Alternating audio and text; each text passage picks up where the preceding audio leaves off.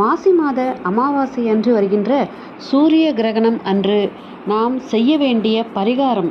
இந்த பரிகாரத்தை நம்ம பண்ணோம் அப்படின்னா நிச்சயமாக ஒருவேளை குழந்தை பிறக்கிறவங்களா இருந்தால் அந்த கிரகண தோஷத்திலிருந்து அந்த குழந்தை கிரகண தோஷத்தை மீறி நல்லபடியாக பிறக்கிறதுக்கு வாய்ப்பு இருக்குது. அப்படி அந்த குழந்தைகள் பிறந்தாலும் நல்ல ஒரு ஆரோக்கியத்தோடு பிறக்கும்.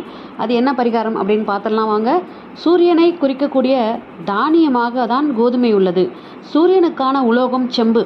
இந்த செம்பு பாத்திரத்தில் கோதுமையை போட்டு 11 ரூபாய் சில்லறை காசுகளை போட்டு பக்கத்தில் இருக்கிற சிவன் கோவிலில் 18ஆம் தேதி நீங்கள் அர்ச்சகர்களுக்கு அதை தானமாக கொடுக்கறது நல்ல பலன்களை தரும்.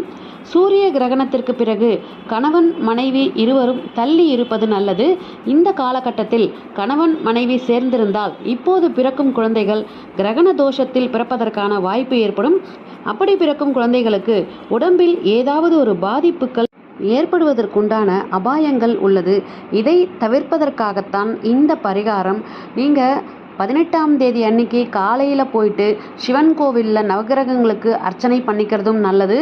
இதை மாதிரி ஒரு பரிகாரம் செய்து கொள்வதும் மிக மிக நல்லது.